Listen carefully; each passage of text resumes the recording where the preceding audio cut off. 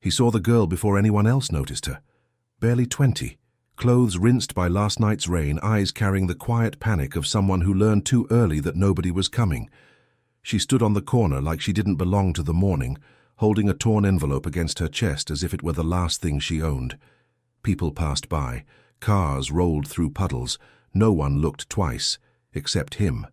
He caught the way her hands trembled when a black SUV slowed near her block. The way she took one step back, shoulders tight, like she'd spent a lifetime calculating escape routes that never worked. Something in her posture wasn't just fear. It was exhaustion, the kind that sinks into bone, the kind he recognized from old scars he didn't talk about. She wasn't just in trouble, she was in the kind of trouble that hunts. And when he saw the SUV circle a second time, windows tinted too dark for a quiet street, something in him shifted. Not emotion, instinct, code. The same instinct that had kept him alive on roads where men disappeared for less. He didn't know her name, didn't need to. But he knew one thing the moment her eyes met his. Someone had marked her, and she'd run out of places to hide. And before the next sunrise, 250 Hell's Angels would be standing on this block because of what he saw in that single silent moment. Follow this account so you don't miss the Guardian's stories. The block was quieter than usual that morning, the kind of grey silence that settles after a long night of rain. She moved fast, head down, clutching that torn envelope like it held her together. The biker kept his distance, helmet under his arm, boots steady on the wet pavement. He didn't follow her. He just watched how the world treated her, like she wasn't even there. She crossed in front of the corner store. The clerk didn't greet her. A couple of delivery guys bumped past without saying a word. She didn't react. She just absorbed it the way someone who grew up without a safety net learns to do. Her hair was still damp, tangled from the storm. She hadn't slept. You could see it in the way she blinked, like her thoughts were somewhere else, somewhere heavy. He noticed the bruise under her jaw, half hidden beneath her collar. Old, yellowing at the edges. Not last night's, but not long healed either. And when she reached the crosswalk, she stopped suddenly, hand slipping into her pocket, fingers brushing something small. She checked over her shoulder once, twice, then again, sharper this time, like her mind replayed something she couldn't outrun. The biker shifted his stance, not interested, just aware. She headed toward the laundromat on 8th, the one with the broken neon sign flickering red against the wet sidewalk. She hesitated before entering, like she knew going inside wouldn't fix anything, but staying outside might expose her to something worse. When she pushed open the door, he caught the way her chest rose, slow, controlled, like she was preparing herself for another hour of surviving. Inside, the machines groaned. A coffee pot hissed. She dropped a small plastic bag onto a folding table. Only 2 shirts and a sweater. Clothes someone would keep only if they didn't have many to lose. She slid the torn envelope beneath them, trying to hide it from sight, but her eyes kept drifting back to it, over and over. That was when he understood. Whatever was written inside wasn't meant for her. It was meant to control her, or punish her, or warn her. While her clothes tumbled, she sat on one of the cracked plastic chairs. Her foot tapped nervously against the floor. She kept checking the window every few minutes. Her hands shook when she took out a cheap flip phone, the kind you buy with cash. She opened it, stared, then closed it again without pressing anything. A message she wasn't ready to answer. A number she feared. Then the black SUV rolled past the laundromat window. Slow, predatory. She froze mid-breath. The biker didn't move from across the street. He didn't posture. He didn't step into the open. He just watched the SUV crawl by, driver hidden behind tinted glass. The vehicle didn't accelerate, didn't turn. It just lingered at the intersection long enough to send a message. Long enough for her face to lose what little color she had left. When the SUV finally pulled away, she pressed her palms to her eyes, elbows on her knees, breath shaking in her chest. Not the loud kind. The kind you do silently when life has taught you not to make noise. The biker noticed every detail. The way she wiped her face quickly before anyone could see. The way she scanned the door, making sure no one had followed her inside. The way she touched the small chain around her neck, a thin silver chain missing its pendant. Something had been ripped off. Or taken. He stepped into the laundromat, Not because he wanted to get involved, but because he recognized the signs. People only move like that when their past isn't finished with them. She didn't notice him at first. She was too focused on the envelope. She slid it out again, stared at the handwriting on the front. Not hers. Bold strokes, slanted lines, the kind of writing a man uses when he wants his words to leave marks. She opened it just enough for a corner of a photograph to show. He caught a glimpse. Her much younger, maybe 15, standing beside an older woman with tired eyes and a sad half-smile. A hospital bracelet on the woman's wrist. A date scribbled on the back of the photo in thick black ink. She stared at it like it was a ghost. When she felt his shadow, she flinched. Her hand closed around the photo so fast the edges cut her skin. He didn't speak. He just nodded once at the machines, at the rain still dripping from his jacket. A silent acknowledgement of the room, not her. Enough to make his presence normal instead of threatening. She swallowed hard, trying to steady herself. She didn't know him, but something about him grounded her. Maybe it was the stillness. Maybe the look in his eyes. Measured, detached, but not indifferent. Men who want to hurt you move differently. They take space. He didn't. Her dryer buzzed. She startled like it was a warning alarm. He noticed. She gathered her clothes quickly, stuffing them into a backpack that had seen better years. When she reached for the envelope, she hesitated again. She almost put it in the pack, then didn't, then did, then pulled it out again and tucked it deep inside her jacket instead. Whatever it was, she didn't want to lose it, or couldn't risk someone else finding it. She exited the laundromat, shoulders tighter now. The biker left a minute later, far enough not to spook her, close enough to see that something was wrong with the street. Too quiet, too empty. And when she turned the corner onto her block, her pace slowed, her eyes narrowed. She sensed it too. He followed her gaze. A man leaned against a lamppost halfway down the street, hood over his eyes, hands in his pockets. Not a neighbor, not someone killing time, someone waiting. The girl's breath caught. The man's head tilted slightly, tracking her steps. She froze mid-walk, trapped between retreat and confrontation. The biker's jaw tightened. He wasn't here to save anyone. That wasn't his purpose. But he knew exactly what kind of man waits on a quiet street early in the morning for a girl who doesn't have backup. Her fingers brushed the envelope inside her jacket like a reflex. He recognized the gesture. It wasn't fear. It was preparation. The kind you make when you know running won't work anymore. Now the block felt different. Charged. The air heavy with something unspoken. Something about to break. And the biker saw in the smallest details, the tremor in her breath, the stance of the man waiting, the way the SUV had circled earlier, that she wasn't just being watched. She was being claimed. The kind of claim no one should survive alone. She stopped walking when she realized the man wasn't pretending to be part of the neighborhood. He stood too still, too focused. Weight shifted to the ball of one foot, like he was ready to move the second she got close enough. She recognized him, not his face, his posture. The same posture she'd seen outside shelters, at bus terminals, near the back doors of diners where girls her age smoked on breaks. Men who lingered not for conversation but for opportunity. Her pulse jumped. She didn't touch her phone, she didn't call for help. She just tightened the grip on her backpack and glanced toward the side alley, as if calculating a detour. The man noticed. His head lifted barely, but enough to let her know he'd seen it. He stepped away from the lamppost. Not fast, just enough to cut her angle, enough to show her escape wasn't an option. The biker stayed on the corner, rain settling into the seams of his jacket. He watched quietly, eyes following the way her shoulders tensed, the way her hand drifted toward the inside of her jacket again. That envelope was more than a memory. It was leverage. It was threat. Whatever was inside had brought trouble to her block long before he stepped into the picture. She forced herself to walk again, slow and steady. No sudden moves, no panic. People who grew up without protection learn early that panic only makes predators bold. But even she couldn't hide the fear tightening her breath. It hung around her like cold air. The man stepped forward as she passed. His voice was low, almost friendly. "Thought you weren't coming back." She froze, not because she didn't expect him to speak, because his tone didn't match his eyes. His words were soft. His stare was not. She didn't answer. She just shook her head, like she didn't understand him. But she understood perfectly. Her silence wasn't confusion, it was survival. The man smiled, a small, bitter smile. "You got my message?" Her hand brushed the envelope again. The biker noticed. The man did too.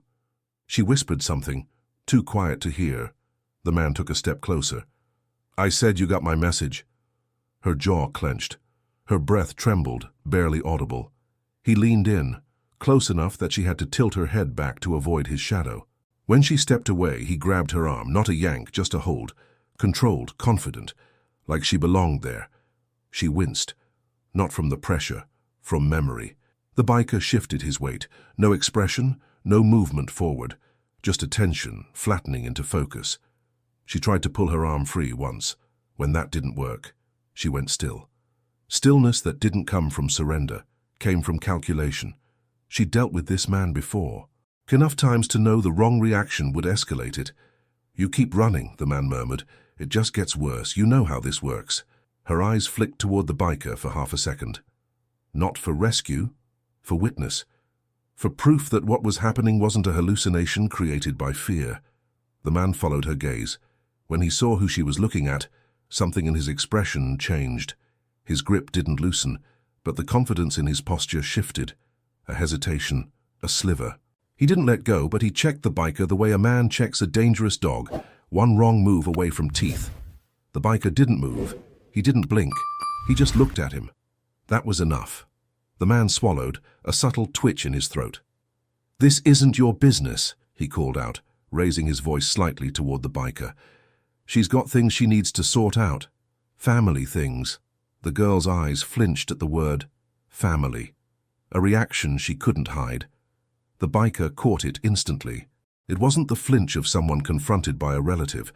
It was the flinch of someone who'd been owned. The biker didn't answer the man. Silence from a man like him spoke louder anyway. The man shifted again, fingers tightening around the girl's arm. "She's coming with me, that's all."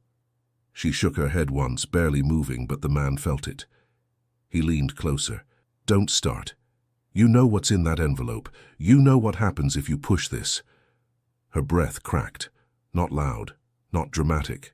Just enough that the biker caught the sound and recognized it. Not weakness, resignation. The sound someone makes when they've tried every exit and found each one sealed. She whispered, "Please, not here." The man smirked. "Where then? You can pick the spot. I'm generous like that." He tugged her forward. She stumbled. That's when the biker stepped off the curb. One step. Not threatening, not fast, just definite. The man stiffened. His grip didn't loosen, but his confidence leaked. "Hey," he called, voice sharper. "Back off, I said this ain't your business." The biker didn't respond. He didn't need to. He walked toward them with the same calm weight of someone approaching a stalled engine, inevitable, unhurried, unstoppable. The girl's breath hitched. The man dragged her closer to his side, using her as a shield, a coward's reflex. "You don't know what's going on here," he warned, voice cracking in the smallest, weakest way. The biker kept walking. The man snapped. "I said back off." A window blinds clicked open from a nearby apartment. Someone peeked, then retreated instantly. They knew better than to get involved. This block had rules, rules built on fear, not law. The man, jittery now, yanked the girl by the wrist. She cried out before she could swallow the sound. The biker heard it, and that was when the air around him changed.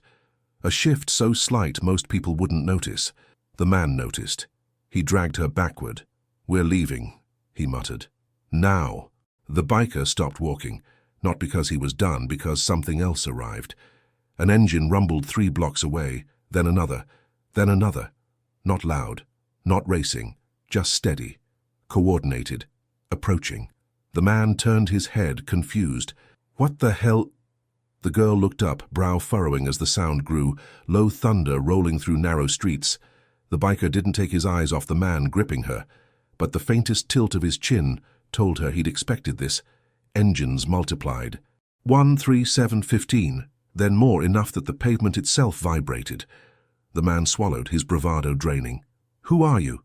The biker didn't answer, but the girl did, in a trembling whisper meant only for herself. They came back. The engines closed in from every direction, rolling through the neighborhood like a slow-moving storm. The girl lifted her head as the sound thickened, layering itself over the street until it felt like the air couldn't hold anything else. The man gripping her arm kept turning, trying to spot where it was coming from, jaw working nervously as the rumble grew heavier. He wasn't used to being hunted. He wasn't used to being outnumbered. He wasn't used to being seen. She felt his fingers tighten on her wrist, the last flicker of desperation from a man who suddenly understood he'd misjudged the world around him. "We're leaving," he muttered, pulling her with him. "I don't care who that is." He shoved her toward the alley, but she didn't move. Her feet stayed planted, not from strength, from shock. The engines weren't slowing. They were surrounding, filling every side street that touched her block, turning a forgotten neighborhood into a closed fist. The biker didn't look back at the approaching bikes. He kept his eyes locked on the man who still had his hand on the girl. His silence said everything. This wasn't a coincidence. This wasn't a warning shot. This was a gathering. A call answered. A guardian's call. The man's bravado cracked. You called them?" He spat at the biker. "For her? For this?" The biker didn't reply. He didn't need to. A line of motorcycles crawled into view at the far end of the street. 10, maybe 12 at first. Heavy frames, black paint, chrome dulled by rain. Sunlight hit their headlights like a row of silent eyes. The riders wore cuts, faded by road and weather, patches earned through years of bruised knuckles and quiet loyalty. Then more bikes turned the corner. Then more behind them. The block that had always felt empty now pulsed with presence. 250 was just a number, until you saw what it looked like, until the engines turned into a wall of sound that made a grown predator feel small. The girl's breath shook as she watched them park in long, patient lines, engines idling low. No chaos, no shouting, no aggression, just quiet purpose, a weight pressing down on the street like judgment settling into place. The man tried to back away again. "What the hell is this? I didn't do anything. She came with me before she—" The biker's boots moved. One step, then another. The man raised his free hand as if he could negotiate with someone who'd already read his entire character by the way he grabbed a girl half his size. "Listen, I don't want trouble. She owes me something. That's all. She knows she does." The girl stared at him, eyes wide, voice trapped somewhere behind fear and years of being told to stay quiet. She tried to pull her arm, but he held tighter, hiding his panic behind a clenched jaw. "She knows what she took," he snapped. "She knows what's in that envelope." The biker's gaze flicked to the side of her jacket, the bulge of the envelope, the corner of the photograph she'd cut her finger on, a past she'd been running from with nothing but 3 pieces of clothing and a flip phone. The man felt the biker's stare on the envelope and immediately shifted his body to block it. "It's not what you think," he stammered. "She's lying. She's always lying." The biker didn't look at him anymore. He looked at her. She froze. No one had looked at her that way before. Not like a problem, not like baggage, not like something that needed to be fixed. He looked at her the way a man reads a warning carved into a wall. Serious, steady, quiet. She swallowed and whispered, "It wasn't mine. It was my mother's before she—" She couldn't finish. The man snapped, "Stop talking." His grip tightened. "You don't get to open your mouth now." Behind him, an entire row of bikes revved their engines at the exact same time. Not loud, just enough. Enough to make the man jump. Enough to make him release her. Her arm slipped from his hand. She stumbled back, clutching the envelope inside her jacket. The absence of his grip left a mark, white skin blooming red under the surface. She held her arm close to her body, breath shaky, but she didn't step away from the biker. Because she knew the block wasn't dangerous anymore. Not for her. The man backed up so fast he almost tripped over the curb. "Look, she's confused," he said, voice breaking. "I'm not the enemy. You don't know the situation." The biker finally spoke. His voice was low, gravel cut by years of wind and road. "I see the situation." The man froze. The girl inhaled sharply. A second rumble swept through the block as more bikes filled the opposite side, closing the final exit. The neighborhood's usual sounds disappeared. No dogs, no traffic, no distant music. Just engines, breathing like a single living thing. 250 riders. Silent. Waiting. The man tried one last desperate excuse. She's nothing to you. You don't even know her name. The biker looked at him, expression unreadable. Don't need her name. He stepped forward. The man stumbled back until his spine hit a brick wall. His hands lifted in surrender, but his voice had no strength left in it. Don't do anything stupid. I'll walk away. She can keep the picture. She can keep everything, okay? The biker stood a few feet from him, close enough that the man couldn't pretend anymore, close enough that the lies drained out of him and left the truth in its place. He hurt people who didn't have protection. He hunted the unprotected because no one ever came back for them. Until today. The girl watched, clutching her jacket close, breathing like she wasn't sure she deserved what was happening. The envelope pressed against her ribs, the photo inside warming to her body heat. For the first time since she'd run from wherever she came from, she didn't feel alone. The biker didn't raise his voice, didn't threaten, didn't posture. He just said one sentence. A sentence that made the man's legs almost give out. You don't touch her again. The man nodded rapidly. Yeah. Okay, I swear. I swear on everything. But the biker didn't move aside, because this wasn't finished. Not yet. The engines behind him went silent at once. 250 riders. Not revving, not moving. Waiting. The man looked into the biker's eyes and understood exactly what kind of judgment was standing in front of him. He also understood that he wasn't walking away without giving something up. She stood there holding the pendant and the envelope like they were pieces of a life she'd never been allowed to keep. The biker didn't move toward her, didn't offer comfort. He just waited for her breathing to steady, the engines around them humming low like distant thunder. She looked down the street where the two riders guided the man away, their steps slow, deliberate, giving him enough space to walk but not enough to stray. She watched until they turned the corner and disappeared, swallowed by the parked motorcycles and the grey morning light. Her fingers tightened around the pendant.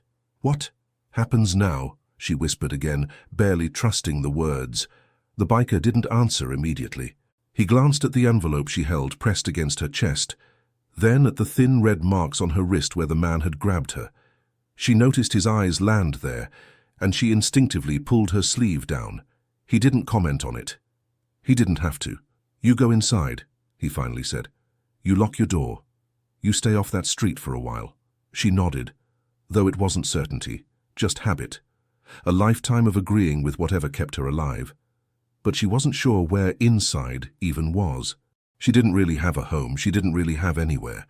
He saw the hesitation in her eyes, a flicker but enough. Where do you live? He asked. She swallowed. I don't, really. Not right now. He didn't react, just stood there, absorbing it like another piece of information he'd already expected. You got somewhere safe to go for the day? He asked. She shook her head slowly. I was staying in a room above a laundromat for a few nights, but... Her voice faltered. He found me there. She didn't say how, she didn't need to. The biker glanced up and down the block. The riders didn't speak, but some of them shifted their weight, eyes tracking her quietly, not judging, just aware. He turned back to her. You got any family? She hesitated, clutching the pendant. My mom was all I had. He didn't ask anything else, didn't pry. People who've outrun their pasts don't need interviews. He motioned with his chin toward the sidewalk. Walk. She blinked. Where? Your block, he said. Show me. She didn't argue. She stepped beside him slowly, still unsure if she should keep her head down or look straight ahead. The engines stayed quiet behind them, a calm line of metal and breath. The street felt different now, like it finally had weight on her side instead of against her. As they walked, she spoke without meaning to. I thought he'd never find me again. The biker didn't answer. She kept talking anyway. I thought if I left my old place, changed my number, if I just disappeared, maybe it would be over. Her voice shook. But people like him don't let you disappear. The biker's silence wasn't dismissive. It was understanding. When they reached her building, an old 3-story with peeling paint and windows that didn't close all the way, she paused at the steps. Her breath hitched again. Not fear of the place, fear of returning to a space where she'd been found. "Is it safe?" she whispered. "For now," he said. "Go in. Pack what you need." She hesitated. "I don't have much." "All the faster," he said. She stepped inside, the old door creaking shut behind her. The biker stood outside, arms relaxed at his sides, watching the street without looking at anything in particular. From the windows around him, curious eyes peeked, neighbors who never got involved, people who stayed silent because silence kept them alive. None of them opened their doors. None asked questions. They just stared at the man standing alone while 250 motorcycles waited in formation behind him. A few minutes later, the girl reappeared with a small backpack slung over one shoulder. The zipper barely held. Her hands shook as she locked the door, even though she knew the lock didn't keep out much. She walked down the steps slowly. "I'm ready," she said softly. The biker studied her for a moment. The hoodie she wore was thin, sleeves frayed. Her shoes were worn down at the heels. She carried her entire life in one bag and one envelope. He turned toward the line of motorcycles. A single rider, older, heavy-set, wearing a patched vest faded by decades, gave him a nod. No words, just recognition. The biker looked back at the girl. "You're not walking this block alone again," he said.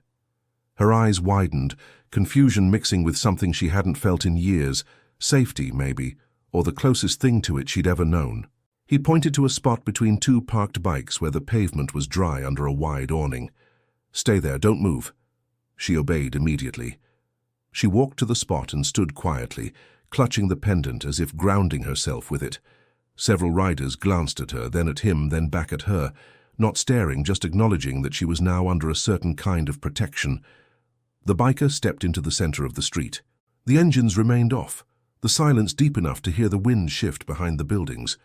He lifted one hand, a simple signal, but every rider saw it, and every rider understood. The next move wasn't violence, it wasn't retaliation, it wasn't chaos, it was closure, the kind a girl like her had never been given. He lowered his hand, and the riders responded without a single spoken word. A handful moved their bikes forward, just enough to block the ends of the street completely, not trapping her in, shielding her, cutting off any line of sight from where the man had been taken, making sure no stray threat, no wandering pair of eyes, no second attempt could reach her. She didn't understand the formation, not fully, but she felt its purpose. For the first time in years, she wasn't exposed. Her body shifted, shoulders loosening, her weight finally settling into the ground like she belonged somewhere without needing to defend herself from every sound. The biker walked back toward her, boots thudding softly against the wet pavement, voice just low enough for her to hear. "He's gone." She nodded, although a part of her still waited to wake up. He watched her grip the pendant again, thumb brushing over the worn edges like it could anchor her. "That belonged to your mother," he said. She nodded again. "She wore it every day. She said it was a promise, something she wanted me to keep when she couldn't stay." He didn't respond. He didn't do sympathy. But he watched her carefully, the quiet shifts in her breathing, the way she tried not to break apart in front of strangers. She held the pendant tighter. "I didn't know he had it all these years. I thought she lost it in the hospital. I looked everywhere for it. Now it's back where it belongs," he said. Her eyes flicked up to him, surprised by the certainty in his tone. She swallowed and looked down again, the pendant hanging between her fingers. Across the street, riders leaned on their bikes, not talking, not staring, just keeping the space steady around her. A silent perimeter of presence. She wasn't used to anyone standing near her without wanting something, without taking something. The biker stepped closer, stopping a few feet from her. "What's in the envelope besides the photo?" She hesitated, then pulled it out. Her fingers shook as she reached inside, revealing a folded piece of paper covered in heavy handwriting. She opened it halfway, then stopped, as if the words inside were too loud to read. "It's a hospital bill," she whispered. "From the week my mom died. He brought it to the house right after the funeral. Told me he'd covered part of it. Told me I owed him the rest." She closed her eyes. "But he didn't pay anything. He forged the paperwork. He used it to keep me close." The biker didn't react outwardly, but something shifted in his posture, barely visible, but real. A sliver of judgment so sharp it could cut through bone. Not at her, at the man who had built a trap out of grief and poverty. She folded the envelope again, pressing it flat under her fingers. I kept running because I thought if he ever found me, he'd take something else, use something else against me. He won't, the biker said. She looked up at him, eyes glassy but steady. How do you know? Because he didn't walk away on his own, the biker answered. And a man who leaves under escort knows better than to come back. Her breath shook and she nodded slowly. He watched her carefully. She'd been surviving for so long that she didn't know what to do when survival wasn't the only thing left. The silence between them felt heavy but not threatening, like the pause after a storm when the air still smells like rain. You got anyone you trust? He asked. She didn't answer right away. The question itself seemed to confuse her. Then she shook her head. Not really. Friends? No. You working anywhere? A diner, she said quietly. Night shifts. They pay under the table because I don't have papers for the rest. He nodded once. Not approval or disapproval. Just acknowledging the reality of someone who'd only ever had unstable ground under her feet. You going back there tonight? He asked. She hesitated. I was supposed to, but I don't think I can walk there alone anymore. Not after... You won't, he said. The certainty in his voice made her stop breathing for a moment. He lifted his chin toward the riders. Several of them straightened, ready, reading him without needing words. You're under watch, he said simply, until we're sure he's out of the city. She blinked. I don't want to cause trouble for anyone. You're not. I don't want anyone hurt because of me. No one will be. Her breath hitched, a reflex shaped by years of expecting consequences for simply existing.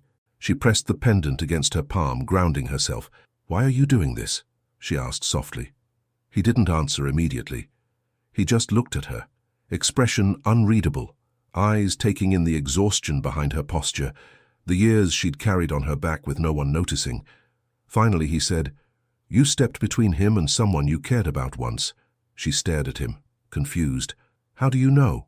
People like him don't get that bold unless someone pushed back before, he said. And people like you don't run unless they had a reason to fight first. She didn't realize she'd started crying until she felt a drop hit her knuckle. Not sobs, not shaking. Just silent tears sliding down a face that had learned to hide anything that might be used against her. The biker didn't comfort her. He just let her stand there and breathe. You're safe for now, he said. That's all that matters. She nodded, wiping her cheeks with the back of her sleeve. What do I do next? She whispered. He looked down at the envelope in her hand, then at the pendant in the other. You rebuild, he said, and you don't look back. She opened her mouth to speak, but the sound of an engine cut through the silence, one bike igniting behind them. Not loud, just steady, a signal, a transition. The biker stepped aside just enough for her to see the rider approaching. Black helmet, weathered vest, a bike with enough mileage to cross a country twice. He pointed at her backpack. You ready to leave this block? She swallowed. Yes. Then you follow. She took a breath. A long one. A needed one. And then she nodded. She stepped away from the wall, her fingers tightening around the straps of her backpack. The morning was still grey, the air still cold, but for the first time in a long while she wasn't shaking from fear. The biker watched her move toward the edge of the formation, small steps at first, then steadier ones as she realized no one was watching her with suspicion, no one measuring her as a target. The rider on the idling bike didn't say a word. He simply looked at the biker, waited for the nod, and then looked at her. A silent invitation, not a command. She hesitated. Where are we going? The biker stepped beside her, keeping his voice level. Somewhere you can breathe. She let out a quiet, fractured breath, part relief, part disbelief. She looked back at her building one last time, the peeling paint, the broken window on the second floor, the rust on the railings, a place that had barely kept her alive, never safe. Then she looked at the riders lining the street, engines off, hands resting on handlebars, eyes forward. They weren't her rescuers. They weren't her guards. They were simply men who had answered a call she never knew existed, a call she triggered by surviving long enough to be seen. She lifted her chin slightly, absorbing the moment, then walked toward the bike. The rider offered no hand, just made space, shifting his weight so she could climb onto the seat behind him.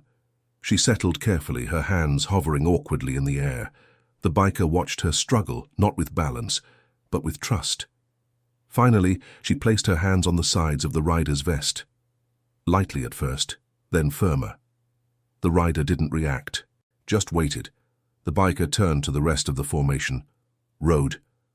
Engines ignited one by one, a slow, controlled wave of sound that rolled through the block like a heartbeat returning to a body.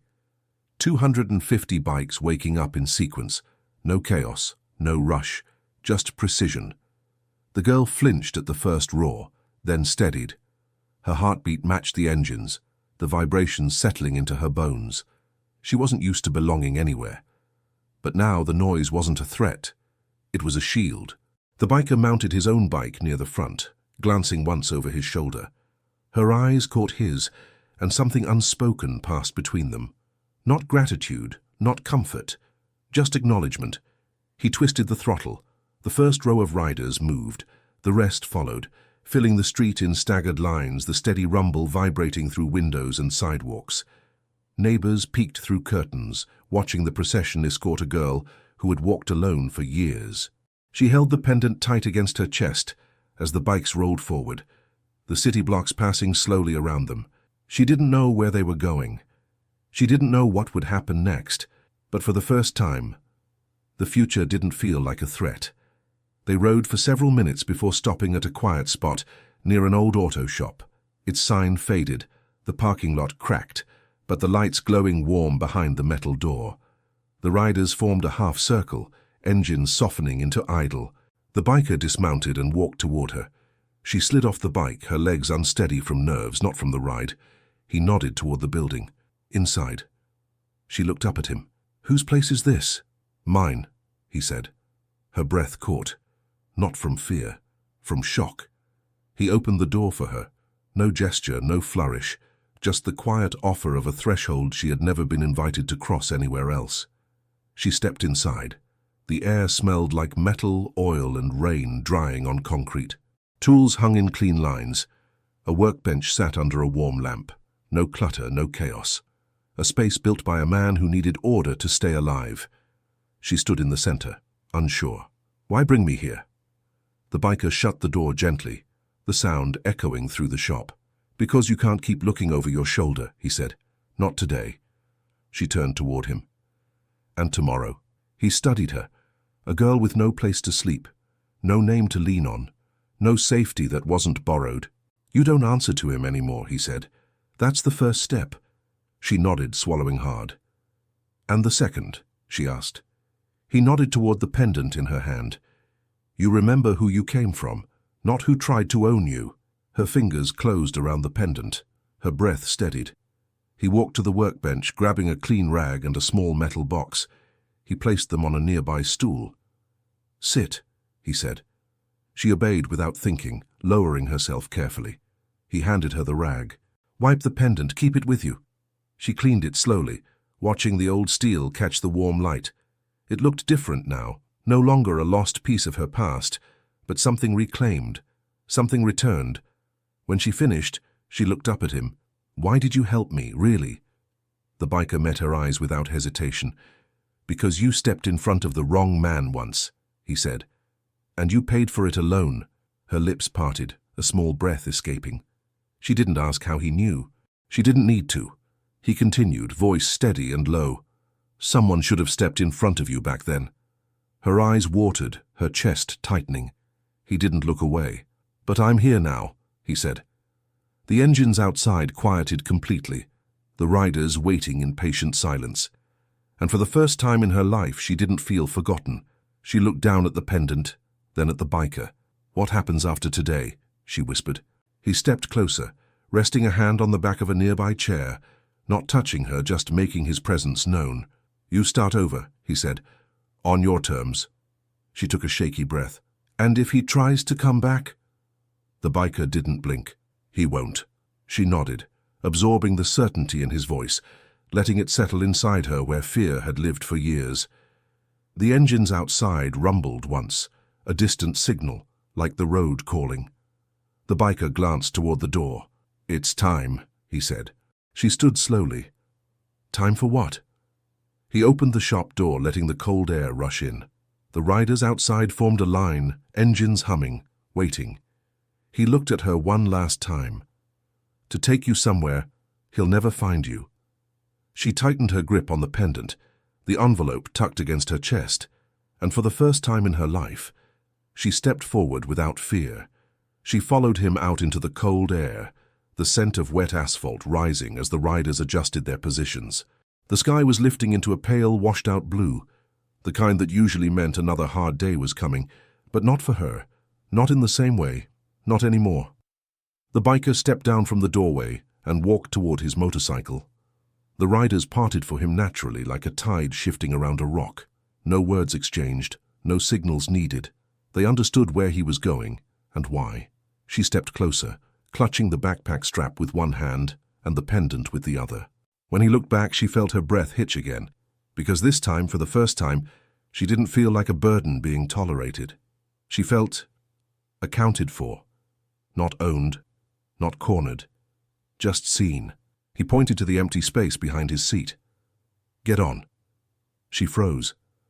"Me? With you?" "Yeah." She swallowed and nodded. She approached slowly, as if afraid the moment would disappear if she moved too fast. When she climbed onto the bike, her legs shook. She placed her hands on his vest, unsure of how tightly to hold on. "You'll be fine," he said, low and steady. She tightened her grip. Riders ahead of them rolled forward. Engines rose in unison, a deep, layered growl that wrapped around her like armor. The biker ignited his engine last, the vibration rising through the bike into her bones. "Where are we going?" she asked over the noise. "A place off the map," he said. "People mind their own business there. No one asks questions. No one gives answers to men like him."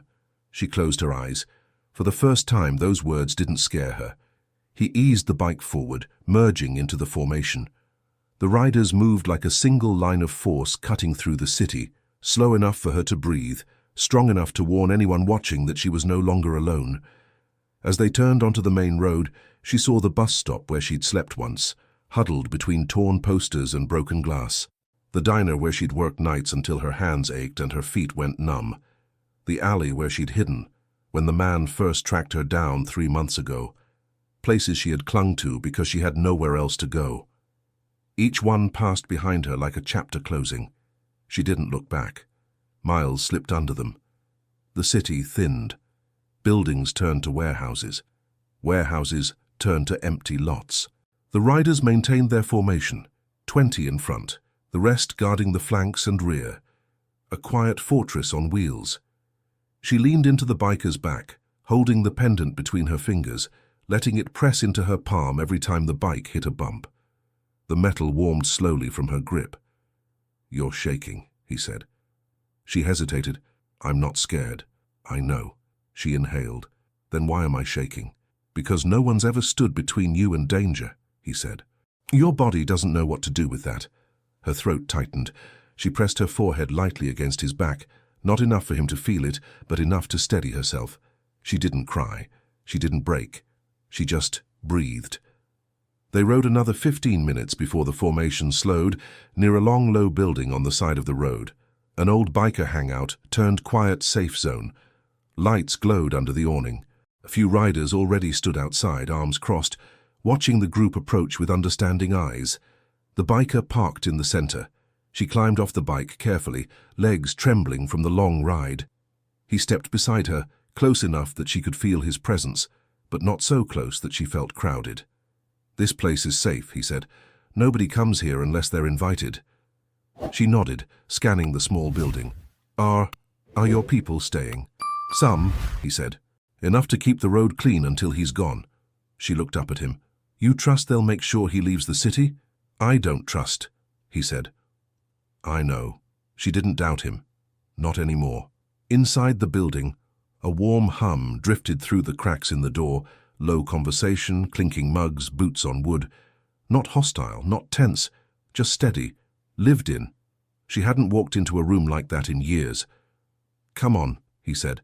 She followed him into the building. The warmth hit her first, a heavy, comforting heat that soaked into her damp sleeves. Riders nodded as she passed. Some stepped aside to give her space. No one asked for her name. No one stared long. They just acknowledged her with the same silent respect they showed each other. He led her to a small table in the corner. "Sit." She sat. He pulled a mug from the counter, poured hot coffee into it, and set it in front of her. No sugar, no milk, just warmth she desperately needed. "Drink," he said. She wrapped both hands around the mug. It warmed her fingers instantly. She didn't drink it right away, she just held it, letting the heat travel through her palms, up her arms, into the places cold had lived too long. The biker took the seat across from her, arms resting on the table. He didn't lean in, he didn't soften. He just watched her in the same measured way he'd watched everything earlier on that block. "You're not done running," he said, "but you're not running alone anymore." She nodded slowly, eyes on the coffee, voice barely above a whisper. "I don't know how to start over." "You'll learn. And until then?" He didn't look away. "Until then," he said, "you stay under our watch." She breathed out, a long, shaky breath that emptied weeks, months, maybe years of tension from her lungs. She looked up at him. "Why me?" He exhaled once, not annoyed, not frustrated, just honest. "You stepped between trouble and someone you cared about," he said. "And you paid for it alone." Her eyes burned, but the tears didn't fall. "You shouldn't have," he added. "Not alone." She pressed the pendant to her chest, the chain wrapped around her fingers. "What do I do now?" she whispered. He looked at her for a long moment, then said, "You rest. The road's long. You'll need strength for what comes next." She nodded, breathing steady for the first time. He stood and motioned toward a back room where a door stood half open, soft light spilling through. "There's a cot in there, fresh blanket. No one will bother you." Her throat tightened again, not from fear this time, but from the shock of being offered safety without cost. She rose slowly, gripping her backpack. Before she walked away, she looked back at him. "Will you be here when I wake up?" He didn't hesitate. "Yes." She held his gaze for a moment longer, as if confirming the truth in his tone, then disappeared into the back room. The biker sat again, leaning back in his chair, eyes on the door she'd just walked through. Outside, engines idled low, riders shifting positions to guard the front and rear entrances. She slept behind one wall. 250 riders between her and the man who once owned her fear. For the first time in her life, she wasn't prey. She didn't wake for hours. Her body shut down fast, the kind of sleep that takes over when a person has been running on survival instead of rest. While she slept, the building stayed steady. Boots moving quietly, low murmurs, the faint clink of tools from someone fixing something at the back. A safe sound, a lived-in sound. When she finally stirred, light from a small desk lamp warmed the room in a soft amber glow. The blanket over her was heavier than she expected, the fabric worn but clean. It felt solid, something she hadn't felt in a long time. She sat up slowly, her hair falling forward, the pendant resting against her collarbone. She held it, letting her thumb trace its ridges, grounding herself before standing. Her legs still felt weak, but the weakness wasn't fear. It was rest, settling into a body unaccustomed to it. She opened the door quietly and stepped into the main room. The heat of the shop washed over her again. A few riders nodded in her direction, not staring, not asking anything, just acknowledging her return to the waking world. Then she saw him. The biker sat exactly where he'd been before, arms folded loosely across his chest, one boot stretched forward, watching the front door like he'd never moved. A half-empty mug sat on the table in front of him. When she stepped out, his eyes shifted to her. Just a glance, but enough to let her know he'd been keeping track of her the entire time. She walked toward him, unsure of what to say. He didn't make her. "You slept," he said. It wasn't a question. She nodded. "I don't remember the last time I slept that long. You needed it." Silence settled between them, comfortable in its weight. She pulled the chair across from him and sat again, folding her hands over the pendant. "What time is it?" "Late afternoon." She blinked. I slept that long? You haven't slept in longer. She breathed in slowly and let it out. Her shoulders dropped, her body adjusting to the idea that she didn't have to brace for the next blow, the next threat, the next chase. What happened to him? She asked quietly. The biker didn't shift, didn't straighten, didn't add drama to the answer. He's on the highway out of the city. 2 riders are following him until he crosses state lines. Will he come back? No. She nodded, her fingers tightening around the pendant in relief she couldn't hide. He studied her for a moment. You hungry? She nodded before her mind had the chance to talk her out of it. Hunger was a luxury she usually ignored, but now the smell of something warm coming from the small kitchen space in the back made her stomach twist. He jerked his chin toward the food counter. Go eat. She hesitated, but only for a moment. When she approached, one of the riders had already set aside a plate. Nothing fancy, just warm food placed with quiet intention. She whispered a thank you under her breath and carried it back to the table. She ate slowly at first, then faster once her body realized it was allowed. The biker didn't look away, but he didn't stare. He just observed her regain pieces of herself she'd been forced to abandon. Her breathing eased, her eyes steadied, her hands stopped trembling around the fork.